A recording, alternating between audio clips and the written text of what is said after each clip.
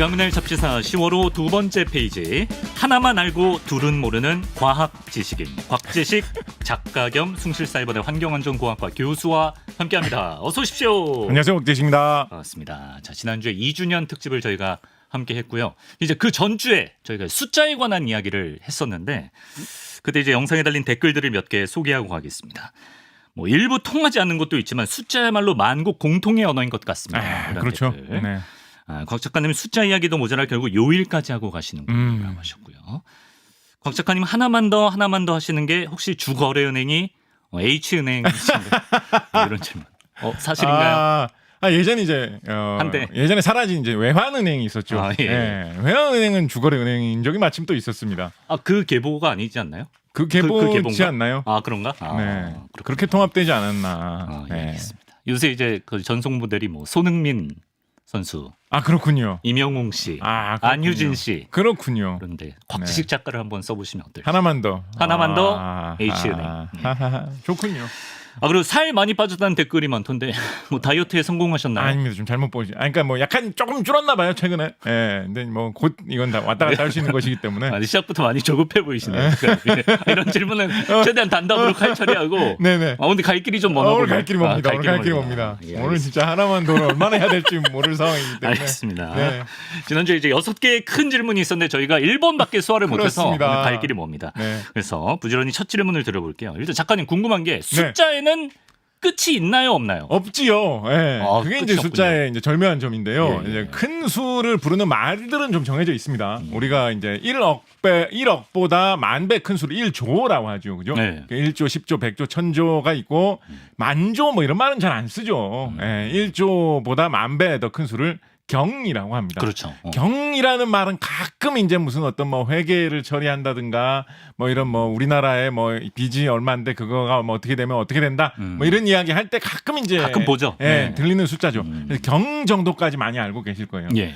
경보다 만배 큰 거를 뭐라고 부르는지 아십니까? 해라고 합니다. 해까지 알아요. 해를 아시면 이제 이런 분야에 뭔가 관심이 많으시다거나 아니면 상식이 좀 더 풍부하신 분이다라고 볼 수가 있겠죠. 네. 그래서 1해가 1 뒤에 0을 20개 붙인 1 0 0 0 0 0 0 0 0 0 0 0 0 0 0 0 0 0 0 0 0 0 0 하면 20개예요. 방금 20개예요? 예. 뭐 어디 그걸 그렇게 리듬을 타면서 하니까 그게 이제 1해가 됩니다. 천재 같아. 정치자 여러분 굳이 다시 돌려서 해야 보지 마세요. 한두 개 틀렸을 수도 있어요. 그게 이제 1해 정도입니다. 근데 이제 이게 거듭제곱 제곱으로 표시를 하면 10을 20번 곱하면 1에다가 0을 20개 붙인 수가 나오죠. 그렇죠. 그래서 10의 뭐 20제곱이다. 10의 20승이다. 이런 식으로도 뭐 수학에서는 이야기를 합니다. 네. 그러면 해보다 또 만배 큰 거를 뭐라고 할까요? 그건 몰라요. 해보다 만배 큰 거를 자라고 합니다. 그래서 1자, 10자, 100자, 1000자 뭐 이런 게 있습니다. 자보다 만배 큰 거는 양이라고 하고요. 양보다 만배 큰 거를 구라고 하고 구보다 만배 큰 거를 간이라고 합니다. 저런 게 필요할 때가 있나? 경까지 일단 경까지는 대부분 아시잖아요. 그다음에 이제 이거를 굳이 외우고 싶다라 하시면 이제 우리 흔히 이제 김혜자 선생님이 뭔가를 이렇게 많이 주는 아이콘으로 굉장히 유명하시지 않습니까? 근데 김혜자 선생님도 이제 어린 시절에는 사람들이 해자양이라고 불렀을 거거든요. 그래서 이제 해자양의 구간이다라고 생각을 해보시면 해자양 구간 이렇게 외우실 수가 있습니다. 해자양 구간. 여기까지는 또 외우기가 쉬워요. 간 하면 1 뒤에 0이 36개 붙는 숫자거든요. 그래서 이거 이상의 숫자는 굳이 이름으로 부르기보다는 뭔가 그냥 이 수학적인 표현으로 10의 뭐 36승 뭐 이런 식으로 쓰는 게 차라리 더 편하지 않느냐라고 생각을 할 수도 있는데 그 뒤에도 이 말들이 정해져 있습니다. 있어요? 간보다 만배 더 큰 거를 정이라고 하고요. 정보다 만배 더 큰 거를 재라고 하고 재보다 만배 더 큰 거를 극이라고 합니다. 그러니까 실질적으로는 여기까지 한자 문화권에서는 숫자의 이름이 나와 있다라고 보시면 되는데 그 뒤에도 이름이 안 정해져 있지는 않습니다. 예를 들어서 극보다 만배 큰 거를 항아사라고 부르고 그러니까 한 글자짜리 말이 아니죠. 더 이상 그러니까 일상생활에서 쓰기를 약간 포기한 그런 표현이죠. 항아사보다 만배 더 큰 거를 아승기보다 만배 더 큰 거를 나유타보다 만배 더 큰 거를 불가사이보다 만배 더 큰 거를 무량대수 이런 식으로 부르거든요. 불가사의 무량대수 그것도 수의 이름으로 정해져 있습니다. 예. 근데 아승기, 나유타, 뭐 항아사 이런 거 약간 어디에서 온 말인 것 같습니까? 약간 인도 같아요. 인도 느낌 나죠. 그래서 이게 인도가 수학이 발달했었다라는 이야기 지난번에 하지 않습니까? 인도 문화가 건너와가지고 한자로 굳어진 것입니다. 그래서 항하사라는 말에서 사는 모래라는 뜻이고요. 항하라는 말이 무슨 뜻일까요? 그 인도 식당이나 인도 물건 파는 가게 같은 데 가보시면 네. 뭔가 강가, 갱가 뭐 이런 말을 쓰는 경우를 좀 보실 수가 있는데요. 네네. 인도에서 이 강가라는 말이 겐지스강을 뜻하는 뜻입니다. 요거를 한자로 쓰면 항하가 되거든요. 네. 그래서 항하사라는 말은 겐지스강의 모래알 숫자를 뜻하는 말인데요. 예. 정해져 있는 항하사라는 숫자는 극의 만배기 때문에 1 뒤에 0이 52개 붙은 이 10의 52승을 항하사라고 합니다. 근데 지금 제가 이제 들어오기 전에 대충 이렇게 어림짐작으로 계산을 해봤는데 네네. 실제로 겐지스강의 모래알 숫자가 많다라고 해도 예. 1 항하사보다는 한참 적을 것 같아요. 아 그래요? 그걸 네. 가늠할 수 있나? 그럼 예를 들어서 네. 이제 모래 하나의 부피, 모래 한 알의 부피가 네. 어느 정도 되는데 네. 모래 한 숟갈 정도의 부피가 어느 정도 되니까 네. 그 안에 모래알이 몇 개 들어있을 거다. 그거의 무게가 한 몇 그램 정도 되니까 겐지스강 전체 유역 면적에 모래가 쫙 깔려 있다라고 하면 네. 숫자가 얼마나 될지 대충 이렇게 각이 나오겠죠, 그죠? 어. 예, 근데 그런 식으로 추론을 해보면 예. 겐지스강이 아무리 넓고 모래알이 아무리 많다라고 해도 네. 1 항하사, 1 뒤에 0이 52개 붙은 숫자보다는 좀 많이 적을 것 같다라는 게 제 추산입니다. 예. 이렇게 생각을 해보면 네. 고대 인도인들이 겐지스강을 좀 과대평가했구나 뭐 이런 생각도 좀 해볼 수는 있겠죠. 예. 항하사 말고 아승기, 나유타, 불가사의, 무량대수 이런 말들은 네. 뭐 한없이 큰 숫자 혹은 뭐 얼마나 많은지 알 수도 없다 이런 뜻에 해당하는 인도의 단어를 한문으로 표현한 것들이 아승기, 나유타, 불가사의, 무량대수 같은 이런 숫자의 이름으로 굳어져 있습니다. 아 그렇습니다. 아주 큰 단위의 숫자 소개해 주셨고요. 거시차가 하나만 얘기하게. 이 타이밍 진짜 예상치 못했다. 예, 말씀하시죠. 우리 이거 많이 아는 이야기에서 그냥 짧게 하고 넘어가면 예. 이제 우리가 검색에서 많이 사용하는 이제 구글이라는 웹사이트 있지 않습니까? 네. 회사 이름이기도 했는데 구글이라는 말 역시도 이거는 이제 유럽권에서 쓰는 말 중에 1구골이라는 게 이제 숫자 이름이었는데 1 뒤에 0이 100개 붙는 숫자를 이제 1구골이라고 불렀다라는 것 같아요. 예. 그런데 이제 그거를 좀 발음을 착각을 했는지 네. 까먹어서 좀 잘못 틀리게 말했는지 네. 아니면 발음하기 더 좋은 말을 만든다고 그랬는지 네. 숫자는 9골인데 회사 이름, 사이트 이름은 구글로 거기서 따온 거예요? 그래서 굉장히 많은 숫자를 뜻하는 수많은 어마어마한 정보의 무량대수보다 훨씬 크네. 어마어마한 그렇습니다. 네. 어마어마한 정보의 크기를 대충 이제 보면 항하사의 극배, 1극배 정도 되는 숫자가 이제 1구골이라고 할 수 있겠죠. 구골이 짱이구나. 그 정도 되는 근데 뭐 구골 이게 더 이상 얘기하면 이제 더 있긴 시간이 있어. 없으니까. 있긴 있구나. 뭐 또 많은 게 있습니다. 끝이 없네요. 근데 거기서 큰 숫자에서 가져온 말이다. 아주 많은 정보를 우리는 검색할 수 있는 그런 서비스를 만들겠다라는 포부로 그런 이름을 붙였다라고 볼 수 있겠죠. 그러니까 우리나라에서도 약간 검색 엔진을 만들면서 좀 멋있게 항하사라든가 나유타라든가 아승기 뭐 이런 거 약간 이승기 선생님 모셔가지고 좀 선전도 하고 누나 아승기니까 아승기니까 그렇게 급하게 전개해놓고 꼭 이런 거는 이런 거는 못 지나칩니다. 편집도 안 돼 이런 거는. 괜찮을 것이다 좋다. 라는 아이디어 드려봅니다. 오늘따라 이렇게 좀 급하게 달리시는 이유가 지난 그 숫자 0부터 9까지 중에 지난 시간에 고작 0 얘기하다가 끝났기 때문에 그렇죠. 오늘 이제 곽재식 작가가 야심차게 1부터 9까지 훑고는 내가 가겠다. 그렇습니다. 이런 포부를 밝히셨거든요. 네. 한번 지켜봐 주시고 일단 숫자 1로 가겠습니다. 네, 1. 네. 숫자의 완전 기본이죠. 기본이죠. 가장 간단한 숫자인데 이거 뭐 좀 약간 뭐 심심한 이야기부터 먼저 하면 네. 아라비아 숫자의 1은 세로로 하나의 획을 이렇게 그어놓은 모양이죠. 그렇죠. 한문의 숫자 1은 가로로 짝대기를 하나 이렇게 그어놓은 모양이죠. 묘하게 좀 다르지 않습니까? 그래서 뭐 왜 이렇지 뭐 한 사람은 좀 삐딱해졌나 뭐 여러 가지 생각을 해볼 수 있는데 하나 좀 생각해 볼 수 있는 이유 중에 한문은 과거에는 이제 세로 쓰기로 글씨를 썼죠. 그렇죠. 그러니까 만약에 세로 쓰기를 하면서 아라비아 숫자처럼 세로로 1을 써놓으면 1을 여러 개 쓴 건데 잘못하면 그냥 쭉 연결된 하나의 긴 선으로 착각될 수 있잖아요. 그러네. 반대로 이제 가로 쓰기를 하면서 한 일자 같이 수를 쓰면 111 이렇게 쓴 건데 그냥 짝대기가 길게 붙어서 있는 연결된 걸로 보일 수가 있잖아요. 세로 쓰기, 가로 쓰기의 차이 때문에 뭐 이런 모양으로 굳어졌지 않았을까. 그것도 이유 중에 하나였을 거다. 뭐 이런 좀 약간의 실없는 생각 해볼 수 있고요. 조금 실 있는 생각으로 요런 거, 요거 약간 그냥 설이 있는 거기 때문에 정확하지는 않은 거기 때문에 근데 우리가 한 번은 생각해 보면 좀 재밌을 만한 것인데 나의 일은 발음을 잘하는 것이다. 그거 한번 발음해 주시겠습니까? 방금 문장을. 나의 일은 발음을 잘하는 것이다. 그때 말하던 그 일 한번 발음해 주세요. 1.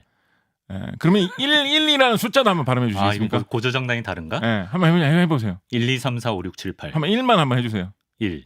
약간 발음이 뭔가 다른 느낌 아닌가요? 여러분 괜히 제가 한번 다르게 써야 되는데 못한 거 괜히 한번 해보세요. 아니요. 어. 괜찮아요. 괜히 한번 해보세요. 아. 숫자를 1이라고 발음할 때 하고 우리가 일한다 뭐 이런 거 발음할 때 일을 하고 나는 오늘 일해.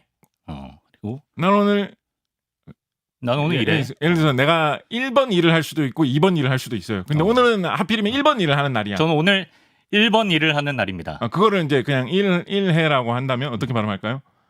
뭐 1번 일을 해. 번일이란 말 빼고 1 일해.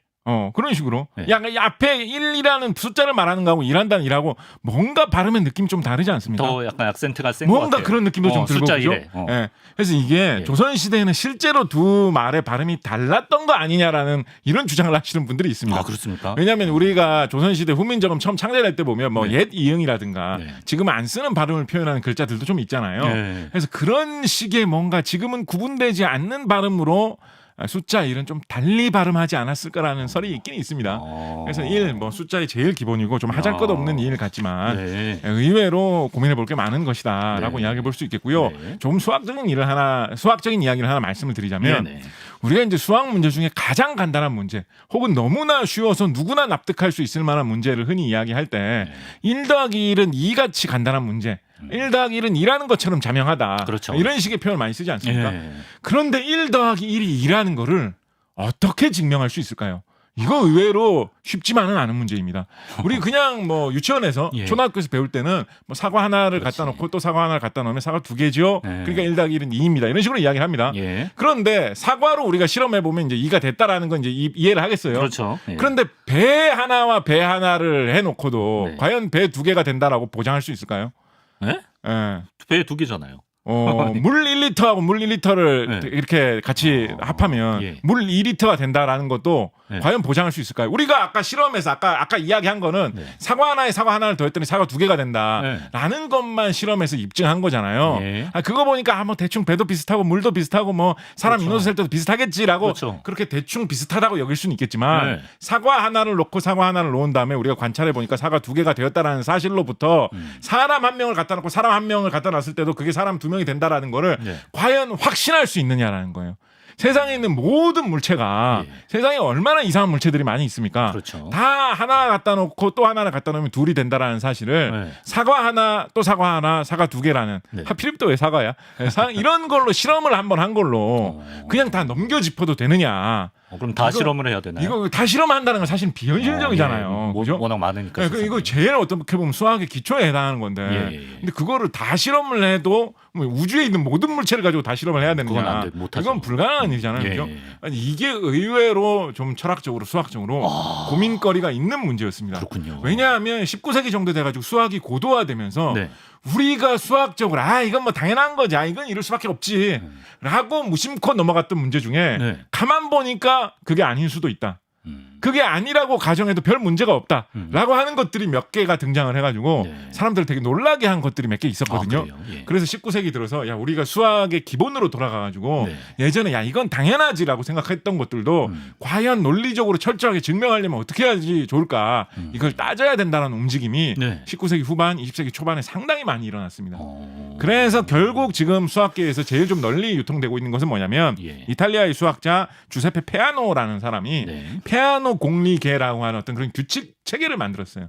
그 이제 숫자를 쓸 때, 숫자를 헤아릴 때, 특히 이제 자연수 체계를 헤아릴 때 사용하는 체계인데, 그 체계를 일단 정해놓고, 그 체계의 규칙 하에서 증명을 해보면 1 더하기 1이 이미 확실하게 명쾌하게 증명이 된다라는 것을 19세기 말쯤 되어서야 이게 증명이 되었고 그 후로부터 이제 뭐 숫자 더하기 빼기 곱하기 이런 거 이제 우리 마음 놓고 이제 진짜 믿고 해도 되겠구나. 사과뿐만 아니라 배, 뭐 감, 뭐 사람, 뭐 사자, 뭐 말 모든 것의 숫자가 하나에 하나를 더하면 2개가 된다라는 거를 믿을 수 있겠구나라는 것이 좀 확인된 것이 이 페아노 공리계를 우리가 받아들이는 것이 정립된 후로부터라고 본다면 의외로 1 더하기 1이 명쾌하게 증명된 것이 수학의 역사에서 오래지 않았네. 굉장히 많은 시일이 흐른 후다라고 이야기해 볼 수 있겠죠. 그렇군요.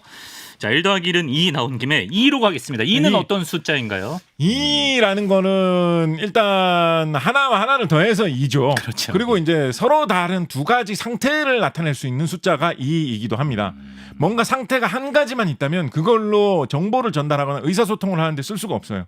예를 들어서 무슨 위급한 일이 생기면 깃발을 들어서 표현을 해라. 뭐 이런 식으로 이야기한다면 깃발을 내리고 있는 상태하고 깃발을 들고 있는 상태 두 가지의 상태가 있을 수 있기 때문에 아무 일 없을 때는 깃발을 내리고 있다가 무슨 일이 생기면 깃발을 들어가지고 자신의 의사를 표현할 수가 있는 것이죠. 그렇죠. 그래서 상태가 두 가지가 있어야지 의사를 표현할 수가 있고 상태가 하나밖에 있을 수 없다면 예를 들어서 깃발을 항상 들고 있어야 된다거나 깃발을 항상 내리고 있다면 야 깃발로 의사 표시를 해? 라고 했을 때 뭐 알릴 방법이 없어요. 그렇죠. 그래서 항상 두 가지 상태가 있어야만 정보를 전달할 수가 있다라고 이야기할 수가 있거든요. 그래서 이렇게 두 가지의 정보 한 자리로 하나의 두 가지의 정보를 전달할 수 있는 거 하나로 한 가지로 정보를 전달하는 단위. 그게 이제 정보를 전달할 수 있는 어떻게 보면 가장 단순한 단위겠죠. 그거를 이제 비트라고 합니다. 그래서 비트. 비트. 그래서 뭐 8비트, 뭐 16비트 그렇죠. 뭐 이런 말 뭐 종종 쓰죠. 그래서 이 비트라는 게 두 가지 중에 하나를 택해서 나타내는 말이다. 그래서 이제 뭐 숫자로 표현한다면 0, 1 보통 이 두 가지 중에 하나를 선택해가지고 표현하는 거를 이제 비트로 표현을 한다. 이진수로 표현을 한다. 이런 식의 이야기를 하죠. 비트로 어떤 의사 뜻을 정보를 표현하는 거는 역사가 상당히 오래되어가지고 우리 흔히 많이 이야기하는 걸로 뭐 남산 이런 데 올라가 보면 봉수대, 봉화대가 있지 않습니까? 그래서 봉수대라는 것도 이제 연기가 봉수대에서 풀풀 피어오를 때 하고 피어오르지 않을 때 두 가지 상태가 있는 거거든요. 그래서 연기가 뭐 피어오르면 뭐 적군이 쳐들어오고 있는 거고 안 피어오르면 평화로운 거고 뭐 이런 식으로 의사를 전달하는 거기 때문에 이진수 비트를 이용해가지고 의사를 전달하는 체계라고 할 수 있고 일본 후기라는 일본 역사책에 보면 서기 811년에 신라에서 온 배 20척 정도가 대마도 근처에 나타났는데 아무래도 해적인 것 같아 보여가지고 일본 사람들이 이 신라 배한테 공격을 걸어가지고 서로 싸웠다 뭐 이런 기록이 있거든요.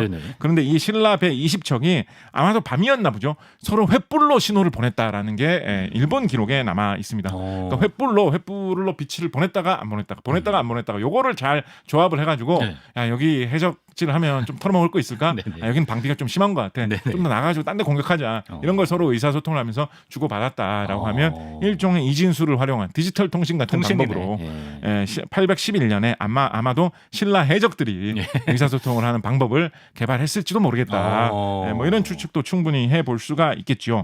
조금 더 나아가서 숫자 2에 대한 거 조금만 더 설명해 보면 이건 처음 봤다. 이건 처음 봤다. 해보면 저 이것만 봤는데. 우리 중국에서 시작돼가지고 우리나라에 건너와가지고 굉장히 유행했던 사상 중에 음양오행 사상이라는 게 있습니다. 있죠. 세상의 모든 것은 음과 양이 있어가지고 그 두 개의 음기와 양기가 서로 조화를 이루면서 모든 현상이 만들어진다. 중국 사람들이 개발했는데 우리나라에서도 일찌감치 전해져가지고 이것이 굉장히 많이 유행을 했었습니다. 중국의 주서라는 역사책을 보면 백제 사람들이 특히 이 음양오행을 잘 알았다라고 되어 있고요. 그 뒤에 나온 중국의 수서라는 역사책을 보면 백제 사람들이 하는 놀이가 좀 여러 가지가 있었는데 백제 사람들이 뭐 투호 뭐 이런 뭐 화살 같은 거 던지는 놀이죠. 뭐 그런 것만 했을 수도 있겠지라고 생각을 할 수가 있는데 백제 사람들이 위기, 저포, 악삭, 농주지희 뭐 이런 걸 했다라고 되어 있습니다. 농주지희는 이제 농주가 구슬주자기 때문에 뭐 구슬치기 놀이 같은 걸 했다라는 뜻이고요. 위기, 저포, 악삭이라는 건 위기는 이제 바둑돌로 하는 놀이를 말하는 거고요. 저포나 악삭은 유치나 아니면 주사위로 하는 놀이들을 말하는 것이거든요. 그래서 백제에 이런 여러 가지 바둑, 뭐 주사위 놀이, 윷놀이 같은 약간 보드 게임 같은 게 좀 발달하지 않았겠느냐. 난 이런 것을 추측하게 해주는 그런 기록입니다. 실제로 뭐 백제의 계로왕 같은 사람은 바둑에 너무 몰두하다가 나라가 망했다. 뭐 이런 전설도 내려오고 있거든요. 그래서 뭐 백제 이 수서가 나오던 당시에 백제가 수도가 부여였거든요. 그래서 약간 부여를 좀 뭔가 e스포츠의 도시로 약간 e스포츠랑 갑자기 왜냐면 보드 게임의 성지로 해도 되잖아. 뭐 보드 게임의 성지도 괜찮고 아니면 막 나가는 김에 한 발 더 나. 백제 사람들도 그때 당시에 컴퓨터가 있었으면 보드 게임에서 e스포츠까지 나갔겠죠. 그렇게 이제 이야기를 해볼 수가 있는데 재밌는 게 뭐냐면 이 중에서 이제 저포 같은 경우에 뭐 악삭도 뭐 그런 식으로 생각해 볼 수 있는 여지가 있습니다만 일반적인 주사위를 사용을 하는 것이 아니라 주사위 좀 만들기도 귀찮고 좀 복잡하잖아요. 그리고 뭐 사용할 수 있는 가지수도 주사위 뭐 1부터 6까지 있는 숫자가 좀 일상적이니까 그렇게 좀 특별하지 않다 보니까 좀 이런 것도 활용을 했겠다라고 우리가 생각하는 것 중에 유치를 이용을 해가지고 그런 보드 게임을 했을 것이다로 많이 추정을 하고 있습니다. 유치라는 것은 보통 지금 현대에 우리가 제일 많이 하는 윷놀이는 6가락 4 4개를 던지죠. 그렇죠. 육가락 4개도 이 유치 바로 있느냐 뒤집히느냐에 따라서 두 가지 경우의 수로 그렇죠. 음과 양처럼 근데 그게 조합이 돼가지고 뭐 1부터 5까지 나갈 수 있는 숫자를 나타내는 뭐 이런 형태로 주사위 굴리는 거하고 비슷한 거를 1과 2 음과 양 두 가지 종류의 신호의 패턴 비트로서 나타내가지고 여러 가지 경우의 수를 표현을 해서 이 놀이를 할 수 있게 만든 게 이 윷놀이거든요. 그래서 많은 사람들이 백제 시대에 상당히 윷놀이가 많이 발달했을 것이다라고 추측을 하고 있습니다. 아마도 지금 우리가 사용하고 있는 윷놀이보다 조금 더 뭔가 복잡하게 더 다양하고 좀 특이한 방식으로 하는 그런 유추를 이용하는 그런 보드 게임이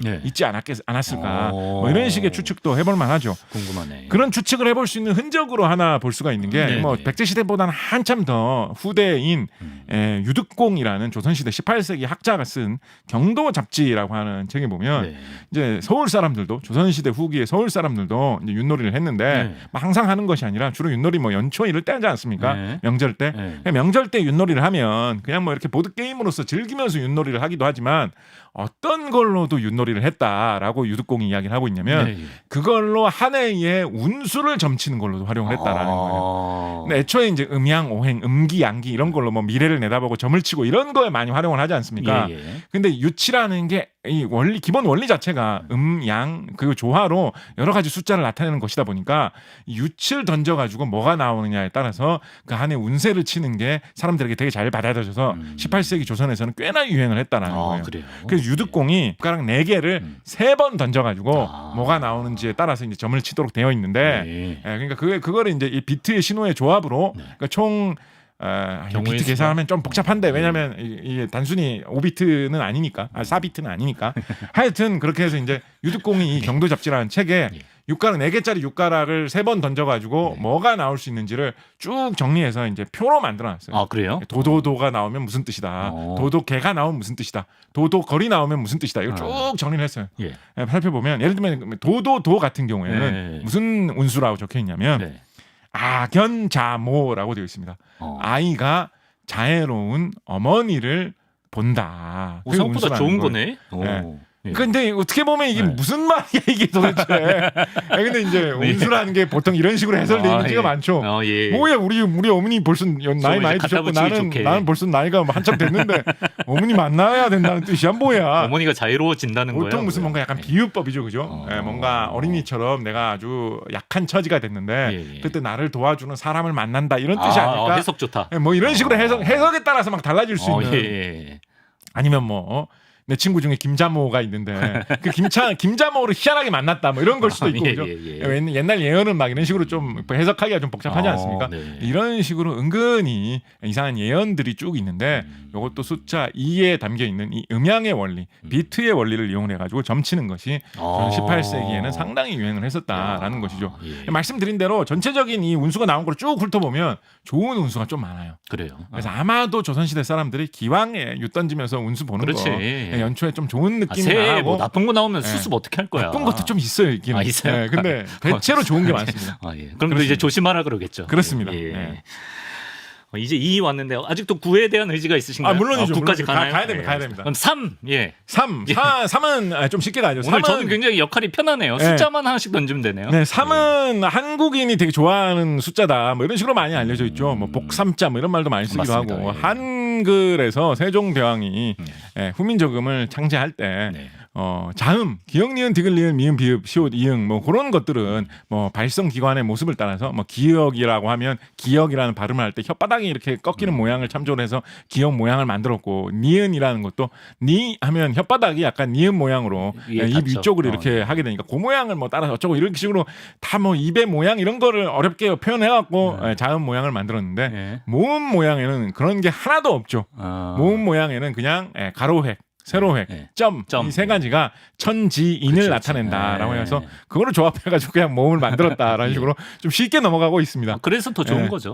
자음을 다 만들고 보니까 세종대왕 좀 지친 거 아닐까? 아니죠. 뭐 이런 생각도 베리에이션이 되니까 이런 생각을 해봤는데 그래서 이제 뭐 자판 중에서도 그걸 조합을 해가지고 편리하게 쉽게 한글을 입력할 수 있는 자판이 있을 정도로 나와 있을 정도로 뭐 천지인도 생각을 해보면 하늘천은 좀 양기, 양의 기운이다.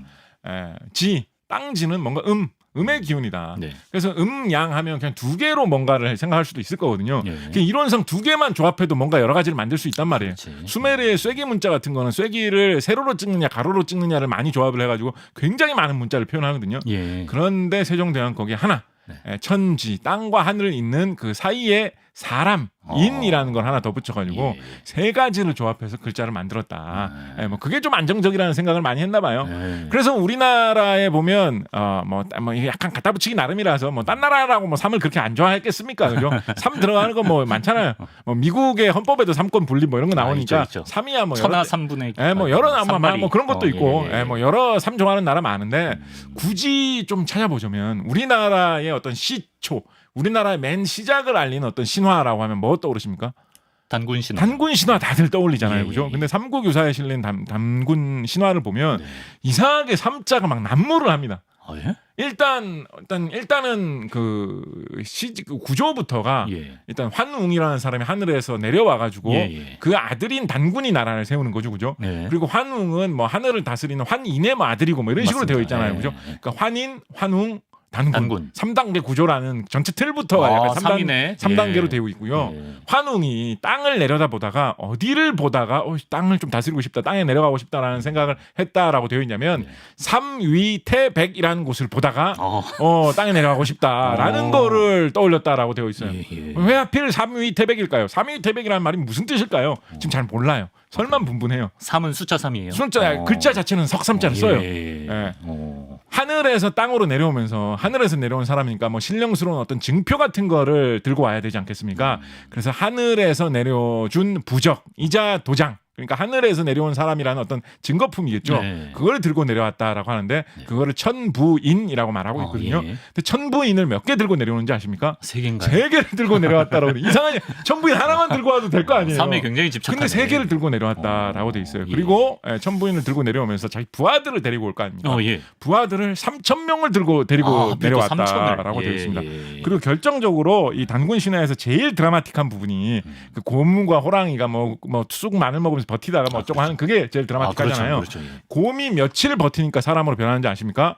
37일. 그렇죠. 예. 이게 21일을 버티다가 사람으로 변하는 거거든요. 예. 이거 21일이라고 말해도 되잖아. 그러네. 근데 굳이 37일. 옛날에는 일주일이라는 개념도 별로 없었을 텐데 예. 굳이 3주, 37일이라고 얘기를 곱셈을 하고 굳이 거기다가. 거기도 굳이 3이라는 말을 쓰고 있어요. 예. 그래서 약간은 뭔가 분명히 어떤 뭐가 주술적인 있네. 미신적인 그런 게 개입됐겠죠. 그죠? 예. 그래서 어떤 단군이라는 것에 대해서 기도를 한다든가 그런 걸 섬기는 그런 문화가 많이 있던 곳에서 뭔가 삶을 중시하는 그런 문화가 좀 있었나 봐요. 있기는. 삼위 재수가 좋다라는 이런 게 있었나 봐요. 그래서 그런 게 신화에 이렇게 많이 반영된 게 아닐까라는 추측도 해볼 만하죠. 예. 저는 사실 4가 궁금했어요. 4가 네. 이제 우리나라 포함 동아시아에서는 굉장히 좀 불길한 숫자잖아요. 네네. 예전부터 그랬던 건지. 좀 사실은 뭐 무의미한 이야기입니다. 우리나라의 옛날 조선시대 기록 같은 걸 보면 사자가 뭐 무섭다든가 사자를 피한다든가 이런 내용이 거의 없습니다. 아, 그래요? 근데 그럴 만도 한 게 순 우리말로 말할 때는 숫자 4를 넷 뭐 넉, 사 뭐 이런 식으로 말하잖아요. 네. 그래서 뭐 54살 뭐 이런 식으로 말하잖아요. 네. 그래서 사라는 발음을 순우리말로 할 때는 잘 안 하게 돼요. 특히 과거의 사람들은 뭐 수학 계산 이런 걸 많이 안 하다 보니까 그치. 한자 발음을 굳이 해야 될 때가 아니면 사라는 발음을 잘 안 하게 되죠. 그러네요. 한자를 많이 쓰던 사람들은 어차피 글자를 많이 쓰잖아요. 한문 쓸 때는 예. 옛날 사람들은 특히나 그죠? 그러니까 옛날 사람들 글자를 많이 쓰다 보면 뭐 죽을 사자하고 넉사자하고 발음이 비슷해서 뭐 어쩌고 하는데 죽을 사자하고 넉사자 모양은 전혀 다르게 생겼잖아요. 그렇죠. 그러니까 글자를 많이 쓰는 조선시대 선비 입장에서는 그걸 굳이 뭐 헷갈리고 비슷하게 생각할 이유도 사실은 별로 많지는 않은 거예요. 예. 그래서 이 사자를 싫어하는 거는 사실은 좀 최근에 그러니까 물론 옛날에도 굳이 뭐 따지는 사람들은 따졌겠죠. 뭐 성격 특이한 사람들 많이 있었을 테니까 따졌을 텐데 이렇게까지 전국적으로 유행한 거는 비교적 좀 최근일 것 같다. 기술을 많이 쓰면서 그런 거를 좀 많이 생각을 하고 있고 좀 뭐 일본 문화의 영향일 수도 있을 것이고요. 일본 사람들이 이런 거 좀 더 많이 따졌던 것 같거든요. 혹은 뭐 현대에 들어와서는 한글을 많이 쓰다 보니까 한글은 이제 소리 글자다 보니까 사람들이 발음에 대해서 과거보다 더 신경을 많이 쓰는 거죠. 네. 소리 나는 대로 발음대로 글자를 쓰는 걸 많이 하다 보니까 발음이라는 걸 인식을 많이 하다 보니까 넉사 죽을사 뭔가 비슷한 느낌 이런 게 그치. 현대에 대해서 오히려 더 강화된 거 아니냐. 그래서 조선시대까지만 해도 뭐 아예 없지는 않았더라도 그런 거를 별로 미신 진짜 많이 믿던 사람이 쓴 무슨 글 이런 걸 봐도 네. 난 숫자 4를 싫어하고 이런 건 되게 찾아보기 이거 어렵습니다. 생각보다 최근이네. 예, 그래서 좀 최근 유행한 거는 최근이다라고 볼 수 있을 거고요. 예. 조금 과학적으로 따져본다면 뭐 4가 죽음의 숫자라는 게 되게 사실 좀 무의미한 게 네. 우리 생명의 어떤 근원이라고 하는 유전자를 품고 있는 DNA라는 물질이 있습니까? 예. 있지 않습니까? 있죠. DNA 같은 경우에 염기가 여러 가지의 염기가 서로 조합이 돼가지고 DNA라는 물질을 이루거든요. 근데 염기의 종류가 몇 가지냐? 아데닌, 구아닌, 시토신, 티민 4가지로 되어 있습니다. 그리고 우리 사람의 그 유전체 DNA들이 막 서로 뭐 엮여가지고 염색체를 이루고 있다. 예. 그래서 염색체가 뭐 유전을 해준다 이런 말 하잖아요. 네. 사람이 염색체가 몇 개입니까? 성염색체를 빼고 일반적인 상염색체 44개로 되어 있습니다. 그리고 사람의 심장, 심방, 심실 합해 보면 몇 개입니까? 좌심방, 우심방, 좌심실, 우심실 4개죠. 그쵸. 생명의 상징인 심장도 4개의 심방, 심실로 되어 있고요. 몸에 사지가 있잖아요. 사지가 있죠. 사지. 그래서 그것도 4개일 뿐더러 예. 사람 몸을 구성하는 원소 중에 물 빼고 물은 뭐 사람의 70% 뭐 60% 이렇게 얘기하니까 물 빼는 거 약간 좀 자기적인데요. 뭐 그렇다고 해도 뭐 그렇게 많이 자기지는 않습니다만 예. 사람의 그런 가장 많이 사용되는 기본이 되는 원소 뭐였는지 혹시 기억이 나세요? 사람의 기본? 예, 생명체의 기본 사람뿐만 아니라 탄소잖아요. 그죠? 예. 탄소는 서로 다른 몇 개의 원소하고 결합을 할 수가 있느냐라고 보통 이야기를 하려면 4개의 원소하고 결합을 할 수 있다고 하거든요. 예. 생명의 근원인 탄소가 항상 주변에 4개의 다른 원자하고 결합을 하는 게 기본인 거예요. 솔깃하네. 그래서 4가 생명의 오히려 숫자에 좀 가까운 느낌입니다. 예. 하다못해 조선시대 전통의학에서도 뭐 사람의 체질을 몇 가지로 구분하죠. 사상의학이라고 하잖아요. 그러네요. 4개예요. 그거 말고도 무슨 뭐 신라의 화랑도에서는 신선이 돼서 영원히 살 수 있는 법을 터득한 신라의 대표적인 신선 4명이 있다라고 해서 신라 사선 이런 말 사용하거든요. 예. 그리고 뭐 악으로부터 우리를 지켜주는 뭐 천왕 뭐 몇 대 천왕이라고 합니까? 흔히 4대 천왕. 흔히 4대 천왕이라고 하거든요. 3대 이상이에요. 예, 그래서 악으로부터 우리를 지켜주는 거, 뭐 영원히 사는 신선, 뭐 사람의 생명을 유지하기 위해서 따져야 되는 체질, 네. 뭐 염색체, 사실은 4가 야. 발음 뭐 마제 개그 세상입니까? 발음 비슷하다는 그거 하나 제껴놓으면 4가 오히려 생명의 숫자다라고 이야기를 해볼 수 있겠습니다. 4를 괜히 우리가 싫어할 필요가 없습니다. 그렇습니다. 예. 4 끝인가요? 네, 끝입니다. 예. 네. 5로 가겠습니다. 5라는 숫자는 어떤 숫자인가요, 작가님? 5는 저는 약간 주술의 숫자, 술법의 숫자라고 좀 이야기를 해보고 싶습니다. 우리 지난 시간에 요일 이야기하면서도 이야기를 했는데요. 옛날에 사람들이 하늘을 이렇게 바라보니까 일반적인 별들은 그냥 동쪽에서 떠서 서쪽에서 지고 그 다음날 살짝 위치가 단체로 바뀌어가지고 동쪽에서 떠서 서쪽으로 지고 이거를 그냥 그대로 반복을 하는데 행성이라고 부르는 수성, 금성, 화성, 목성, 토성 이런 것들은 그 규칙대로 안 움직이고 이리 왔다가 저리 갔다가 이상하게 떴다가 이상하게 안 뜨기도 하고 막 이런 이상한 모양을 보인다라는 사실을 알아내가지고 특히 화성, 목성, 금성, 화성, 목성, 토성 같은 경우에는 그 행성이 다른 별보다 밝기도 훨씬 밝은 편이거든요. 네. 눈에도 잘 띄어요. 네. 그렇다 보니까 이거는 뭔가 특이한 별이다. 옛날 사람은 행성하고 일반 별하고 잘 구분을 못했으니까 특이한 별이다. 이거는 뭔가 신령님이다. 여기에 우리가 기도를 해야 된다. 그래요? 이거를 신령처럼 모셔야 된다. 이런 생각을 많이 해가지고 거기에 어떤 주술적인 의미를 많이 갖다 붙였습니다. 특히나 중국 사람들, 중국 문화를 많이 배운 한국 사람들은 아까 음양 오행이라고 했잖아요. 그렇죠. 세상의 모든 게 5가지의 어떤 기운의 엮임으로 처음엔 2가지를 놓고 왜 또 5가지도 만들었을까요? 5가지의 기운의 엮임으로 만들어진다라고 해가지고 뭐 화수목금토 불의 기운, 물의 기운, 뭐 땅의 기운, 뭐 쇠의 기운, 뭐 등등 뭐 이렇게 해가지고 5가지를 만들어놨었는데 그거 하필이면 행성도 마침 5개죠. 세상에 5가지 기운을 주관하는 그런 게 하늘의 신령님이 돼가지고 진짜로 이렇게 돌아다니고 있구나. 와 이게 진짜 5가지로 세상이 관장되고 있다라는 게 진짜 사실이다. 완전 과학적이지 않냐. 하늘을 봐도 알 수 있지 않느냐. 이거를 사람들이 철석같이 믿었습니다. 그럼 좋아했겠네. 유럽에서도 하늘을 보면 중동에서도 하늘을 보면 행성이 5개라는 거는 뭐 별이 5개 약간 이런 느낌인가요? 우리나라에서도 그런 분 계시군요. 그러고 보니까. 누구요? 별이 5개 모르십니까? 별이 5개. 파이브 스타. 그 모르시나요? 돌침대 하시는 분. 계시지. 그분. 사장님. 또 약간 그런 의미로 하신 걸실까요? 하여튼. 그래서. 근데 별점도 5개가 맞죠. 그러니까. 그래서 이게 하늘의 행성이 이제 5개라고 사람들이 생각을 했기 때문에 거기에 따라서 이제 온갖 이런 주술적인 발상들, 여러 가지 별점 이런 게 막 엄청나게 나온 것입니다. 이제 유럽에서는 이제 기독교 문화가 많이 발전된 다음에 이런 여러 가지 주술적인 거는 그런 건 약간 좀 잡다한 거다라면서 배척하기 시작했죠. 그러다 보니까 약간 어둠의 마법을 쓰는 사람들, 흑마법. 뭔가 악마에게 뭔가 부탁해서 술법을 그리는 사람들, 이런 사람들은 펜타그램이라고 해가지고 네. 별 모양 같은 거를 그리면 별 모양이 어떤 그런 흑마술의 상징이다. 아, 그래요? 어떤 뭐 마력을 가진 좀 불러서는 안 되는 이상한 신령을 불러가지고 뭔가 마법을 부탁하는 거다. 이런 이야기가 중세 이후 유럽에서 되게 유행했거든요. 공포 영화에 약간 별 모양에서 그런 거, 악마 그다음에 많이 동그라미로 이렇게 맞아, 두죠. 예. 그래서 이 펜타그램을 그리는 것도 꼭지점이 이렇게 타필이면 5개인데 예. 이것이 아마도 어쩌면 하늘에 행성이 5개인 거하고 관련이 있겠다. 이건 뭐 옛날 사람들이 우리 요일 이야기하면서 그 이야기했죠. 그렇죠. 예. 옛날 사람들은 그 행성이 어떤 그런 신령, 뭐 토르, 오딘 뭐 이런 예. 다른 북유럽 신화의 종교에 나오는 그런 신들하고 관련이 있다라고 생각을 했기 때문에 예. 그래서 그런 게 동서양을 막론하고 네. 전 세계 많은 지역에 그런 게 펼쳐져 있었습니다. 아. 자, 그런데 예. 18세기에 예. 이 사람들 출신도 진짜 특이합니다. 원래 독일 출신이었는데 네. 독일에서 그렇게 장사가 잘 안 돼가지고 영국으로 건너와가지고 네. 뭘 하던 사람이었느냐? 네. 뭘 하던 사람이 이런 행성과 관련된 어마어마한 발견했을까요?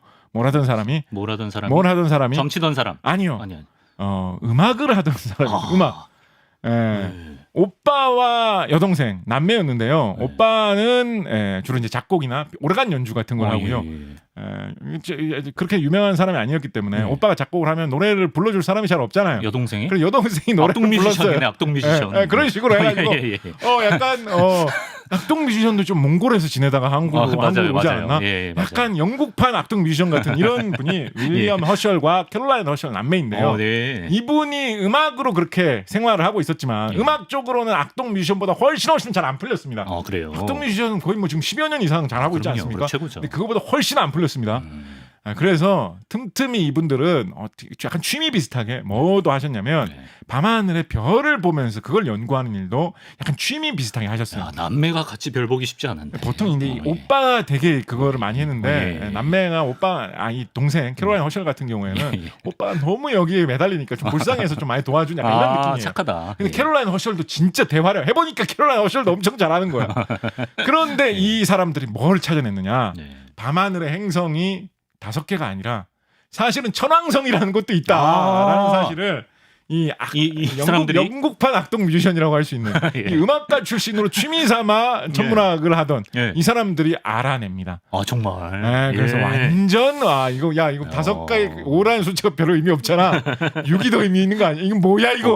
그러네. 이렇게 된 거예요. 다 깨졌네. 이렇게 된 거예요. 나중에는 이제 지구도 행성의 일부다라는 게 밝혀졌고 천왕성 다음에 해왕성도 밝혀지면서 지금 행성이 이제 8개라는 게 돼버렸죠. 근데 하여튼 뭐 5개가 큰 의미 5라는 숫자가 뭐 이거에 집착한 사람이 진짜 많았습니다.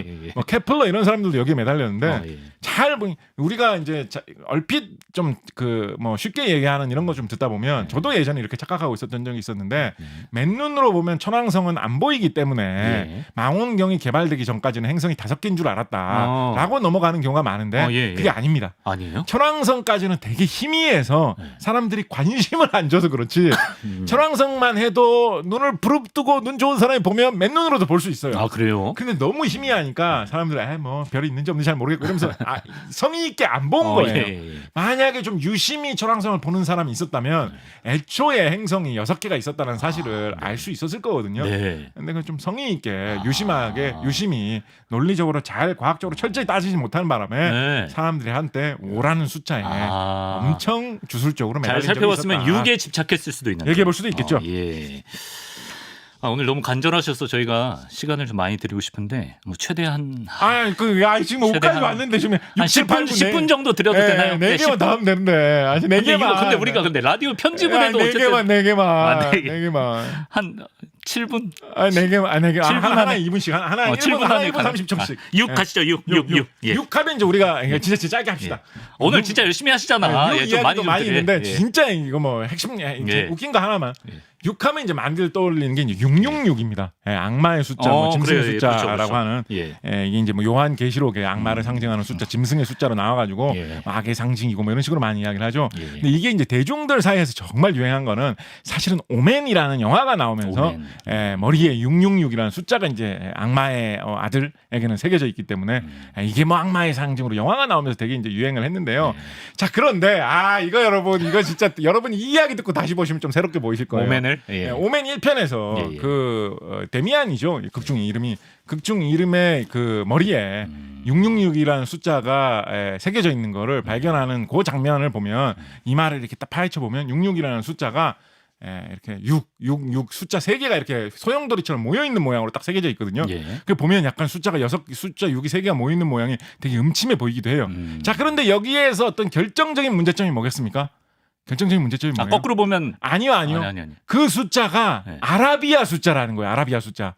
666이라는 숫자, 그 6자가 아라비아 숫자로 새겨져 있어요. 예. 자, 그런데 요한 계시록이라는 이것은 예. 서기 2세기 초에 기독교가 태동해가지고 성장하던 그때 새겨진 경전이지 않습니까? 그렇지요. 그때는 아라비아 숫자가 탄생하기 전이에요. 오게티네. 그래서 정확하게 만약에 진짜로 이 요한 계시록이 예. 만들어질 때를 존중하면 네. 로마 숫자로 V1 V1 그렇게 새겨져 있어야 되거든요. VI 이런 식으로. 예. 그러면 되게 모양이 없어 보이잖아. 이상해요. 그리고 현대의 이 시청자들이 영화를 예. 보면서 그걸 딱 봐도 저게 뭐야 안 와닿는단 말이에요. 현대인들은 예. 다 아라비아 숫자에 친숙하기 때문에.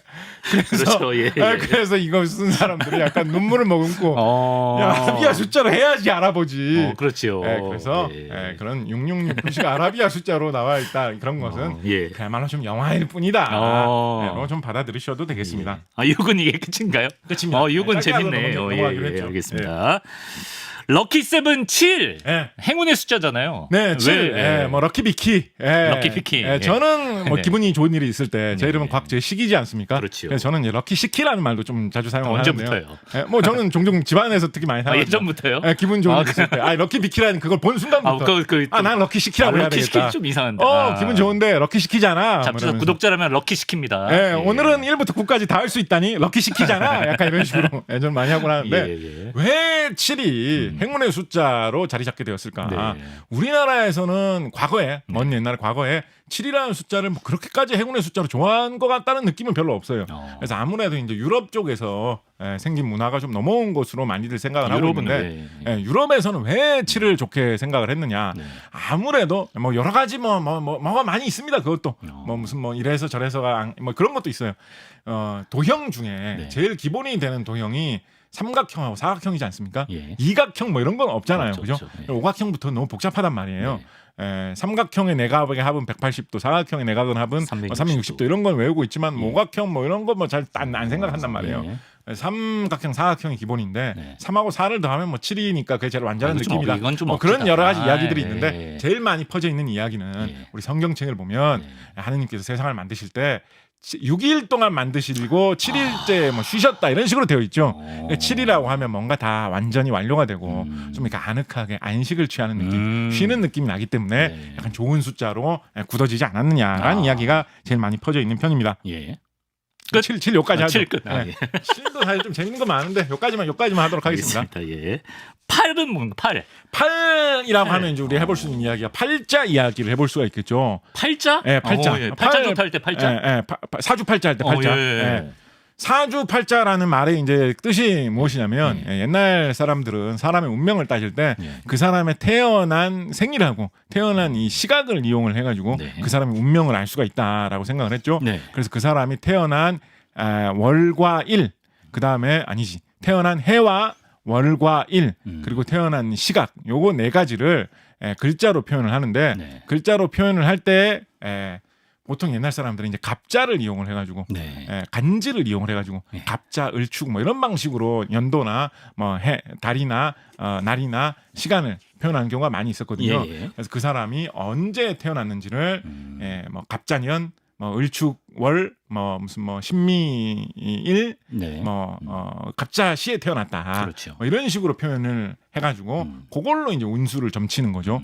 그러면 네 가지의 기둥을 가지고 운수를 점친다. 연원일시라고 해가지고 사주라는 말이 생겼고, 그다음에 그 사주를 하나당 두 글자씩으로 표현을 하니까 팔자라는 말이 생겨서 그래서 8개의 글자라는 뜻이거든요. 그냥 그 글자 그대로 풀이를 해보면 팔자라는 말이 우리나라에서는 운명이라는 뜻하고 거의 동의어로 굳어지게 되었죠. 8가지의 글자가 당신의 운명을 결정한다. 그래서 뭐 무슨 일을 하다가 나는 왜 인생이 이렇지라고 하면 야 팔짱가 보다 뭐 이런 식으로 많이 이야기를 하지 않습니까? 지금도. 그래서 팔이라는 게 우리나라에서는 좀 그런 의미가 있는 글자인데 이런 생각 혹시 한번 해보셨습니까? 어떤 생각? 팔자를 진짜 잘 따지는 사람을 한 명을 선발을 해가지고 한 명이 아니죠. 한 5명 정도 선발을 해가지고 정확하게 해야 되니까 네. 그 5명한테 의견을 물어가지고 네. 누구의 사주 팔자를 쭉 보냐면 네. 누구를 보면 좋을까요? 누구를 보면 좋을까요? 저를 볼까요? 네? 네. 좀 스케일이 크게 아, 우리나라 군 거물. 병력을 네. 육군 장병들이 입대하면 네. 다 사주팔자를 한 번씩 보는 거예요. 아, 표본을 크게. 네? 그리고 전원을 다 보는 거예요. 예. 그러면 진짜 팔자가 좋은 사람들도 꽤나 있겠죠. 그렇죠. 그래서 그 중에서 진짜 무병 장수할 걸로 나온 장병들만 골라가지고 예. 그래서 그런 장병들만 한 3명씩 서로 조를 만들어가지고 특전사로. DMZ에 제일 전쟁이 터지면 공격 받을 수밖에 없는 지역에 큰일 나요. 딱 배치를 해놓으면 이렇게 하면 큰일 나요. 배치를 해놓으면 예. 그러면 전쟁이 안 일어나지 않을까요? 그 병사들이 제대하기 전까지는 이런 생각을 누가 해봐? 이런 발상 어떻게 생각하십니까? 이런 발상. 왜냐하면 이분은 예. 오래 살 수 있는 운명을 가지신 분이니까 예. 자기가 복무하는 동안에는 전쟁이 안 터지지 않을까요? 전 국민이 팔자를 믿으면은 뭐 가능하겠죠. 자 그런데 옛날에 중국 송나라 시대에는 진짜 이 발상을 실천에 옮긴 사람들이 있었어요. 재밌다. 중국 송나라 북송 시대, 송나라 시대에 중국의 송나라의 북쪽에 있는 금나라가 엄청난 강국이었거든요. 군사 강국이었어요. 그래서 중국 송나라가 되게 시달렸어요. 금나라한테. 근데 전쟁을 해가지고는 이거 계속 패배할 것 같기만 하단 말이에요. 그래서 고민하고 밀리고 하다가 맨 마지막에 궁지에 몰려가지고 중국 송나라의 수도 거의 근처까지 금나라 군대가 왔을 때 곽경이라고 하는 하필이면 이 사람 성씨가 곽씨예요. 같은 곽씨인가요? 그건 알 수 없고 중국 분이시니까 뭐 가문은 다르죠. 이 곽경이라는 분이 등장을 하셔가지고 무슨 주장을 하느냐. 진짜 이 주장을 한 거예요. 중국에 사람 많잖아요, 그죠? 나라에서 제일 운수가 좋은 사람들만 제일 무병장수할 것 같은 사람들만 모아가지고 이 사람들로 부대를 만들어서 금나라 군대하고 싸우면 절대 패배하지 않을 것이다. 이런 발상을 한 것입니다. 실행에 옮기나요? 실행에 옮겨요. 그래서 운수가 좋은 사람들 7,777명을 뽑아요. 아, 또 7이라서? 몰라요. 왜? 나름대로 모르겠어요. 이분은 기독교를 접하고 오셔서 이렇게 했는지 7,777명의 부대를 만들어요. 운수 좋은 사람들 부대. 이 부대의 이름을 뭘로 붙였느냐? 아마도 이런 육식갑자, 사주팔자 이런 걸 따졌겠죠. 그래서 육갑신병이라는 이름을 붙입니다. 육갑신병. 육갑신병 7,777명을 만들어가지고 멋있다 뭔가. 금나라 군대하고 싸우러 보내거든요. 어떻게 됐겠습니까? 참고로 이 무렵에 고려의 김부식 이런 사람들이 송나라의 사신으로 갔었어요. 송나라 군대하고 금나라 군대하고 어떻게 싸우는지를 봤어요? 많이 봤습니다. 이 싸움의 결과가 어땠는지 아십니까? 육갑신병 어떤 결과가 일어났을까요? 이겼나요? 완전 대패하고 송나라가 북송이 망했습니다. 갑자기 육갑 뉘앙스가 확 달라지네. 그래서 송나라의 황제 임금이 포로로 잡혀갔어요. 그래서 저 송나라에서 한참 멀리 떨어진 저 먼 북동쪽의 어느 먼 골짜기로 잡혀가지고 거기서 평생 동안 갇혀서 살다가 세상을 떠났거든요. 조선시대에는 그때 송나라 황제들이 끌려와서 살던 곳이 아마도 조선의 함경도 지역인 것 같다라는 이야기가 되게 유행했습니다. 함경도에 살던 사람들이 이 송나라 임금님이 붙잡혀 살던 곳을 막 발굴하려고 찾아다니고 이런 게 조선시대는 유행했을 정도로 이런 비참한 운명을 천하의 1인자라고 하던 임금이 당하는 이런 일이 있었는데 뭔가 슬프네요. 이런 것을 정강의 변이라고 합니다. 중국 역사에서는 이게 굉장히 큰 변란이 일어났다라고 해가지고 이 정강의 변 직전에 일어났었던 일이 판타지가 깨졌어요. 팔자를 너무 과도하게 믿었던 이런 육갑신병이라는 게 있었고 우리나라의 김부식 같은 사람들이 이걸 목격을 했잖아요. 그죠? 그래서 김부식 같은 사람들은 이런 팔자 약간 어떤 주술 이런 거를 굉장히 단호하게 배척하는 태도를 반면교사 강하게 취했다라고 합니다. 좋습니다. 이제 대망의 숫자 마지막 9. 9. 얘가 왔네요. 9는 간단하게 하죠. 9는 이제 십진법에서는 이제 마지막 숫자죠. 그렇죠. 9가 나오면 이제 그 다음 숫자는 1, 0으로 한 자리가 올라가기 때문에 9가 숫자 중에 마지막 숫자고 그래서 9자가 좀 꽉 찬 수. 아주 완전해서 하나 빠지는 수 내지는 뭐 숫자 중에서는 제일 뒷수니까 뭐 완전한 수 뭐 이런 식의 여러 가지 상징으로 많이 사용이 되었습니다. 우리나라에서 뭐 9 관련된 어떤 뭐 아홉수도 있고 뭐 9 관련된 뭐 여러 가지 이상한 이야기들이 많이 있습니다만 하나만 말씀드려보자면 뭐 그런 게 있죠. 옛날 사람들이 집을 지을 때 집의 크기로 기둥과 기둥 사이의 거리가 하나 정도 있는 거를 한 간이라고 불러가지고 초가삼간이라고 하면 한 3칸 정도의 너비로 집을 지은 것이면 그 이제 제일 단촐한 작은 집이다라고 해서 그거를 이제 3간 정도면 이제 제일 작은 집에 속하는 거죠. 예. 그래서 큰 집을 지으면 뭐 20간짜리 집을 지을 수도 있는 거고 뭐 50간짜리 집을 지을 수도 있는 거고 뭐 그런 식으로 이야기를 했습니다. 네. 자, 그런데 이게 뭐 관례적으로 조선시대 국법에는 아마 이런 게 없었던 것 같아요. 그렇지만 이제 관례적으로 어떤 게 있었느냐. 네. 숫자가 100이라는 거는 너무나 완전한 수이기 때문에 네. 평민은 100간짜리 집을 지어서는 안 된다. 아, 그거는 그렇죠. 뭐 임금님이나 이런 사람이나 할 수 있는 거다라고 예. 해가지고 네. 99간짜리 집이 있지. 일반인이 지을 수 있는 집의 한계치다라는 뭐 그런 이야기들이 꽤나 많이 있거든요. 예. 그래서 이제 우리나라 지금도 남아 있는 전국에 뭐 고택 조선시대부터 남아있는 집 중에 좀 부유한 사람이 살았던 좀 큰 집 이런 거는 이게 바로 99칸짜리 99간짜리 저택이라고 하면서 뭐 이렇게 사람들이 일상적으로 말하는 뭐 그런 것들이 있는데 네. 그게 예전에는 가장 일반인이 지을 수 있는 가장 큰 집의 상징을 뭐 99간 뭐 이런 식으로 이제 불렀었고 약간 뭐 좀 그 도는 이야기로 그런 것도 있습니다. 어떤 중국의 황제가 세상에서 제일 높다라고 봤기 때문에 조선의 임금은 그 급에는 도달해서는 안 된다라고 해서 조선의 궁궐을 지을 때는 99간보다 더 크게 지을 수는 있지만 999간보다 더 크게는 지으면 안 된다. 아, 그래요? 뭐 그런 게 설이에요, 있었다라는 뭐 중국의 황제는 세계에서 제일 높기 때문에 뭐 2000간, 3000간짜리 집도 지을 수 있지만 조선의 궁궐은 999간을 넘으면 안 된다라는 뭐 이런 게 있었다라는 설이 인터넷 찾아보면 꽤 돌고 있거든요. 근데 실제로 경복궁이나 창덕궁 뭐 특히 경복궁 같은 경우에 이렇게 재 보면 사실은 상당히 커가지고 작게 보면 한 뭐 2000간 정도, 크게 보면 5000간에서 7000간 정도는 된다라고 하기 때문에 보통 이제 황제가 큰 궁궐을 지으면 9999간짜리를 짓는다 뭐 이런 식의 이야기를 하거든요. 조선의 경복궁도 크게 지으면 7000간 정도 되는 크기로는 이제 지었다라고 보는 것이 지금 뭐 중론이 실제로 경복궁이 부지가 엄청 넓습니다. 그래서 그렇기 때문에 뭐 조선 임금은 뭐 999간의 뭐 한계를 뭐 황제 눈치를 봐서 지켰다느니 뭐 이런 거는 사실과는 좀 다르지 않느냐라는 이야기를 이야기를 하면서 마지막으로 드리도록 하겠습니다. 박수 9번만 칠까요? 네. 아유, 수고 많으셨고요. 곽실희 작가 코너 편집하면서 저희 라디오 편집 담당 에디터가 편집 기술이 굉장히 늘었는데 오늘은 이걸 뭐 편집으로는 엄두가 안 나서 그냥 뭐 라디오로 들으시는 분들은 방송 끝날 때쯤 몇 번까지 들으셨는지 모르겠는데 그냥 거기서 저희가 끊고 그 뒷부분 9까지 듣고 싶으시면 유튜브로 넘어오시라. 오늘 이렇게 무책임하게 던지도록 하겠습니다. 최선을 다해 9까지 달려주신 우리 곽지식 작가와 함께 숫자에 관한 재미난 이야기 해봤습니다. 작가님 오늘도 말씀 고맙습니다. 감사합니다.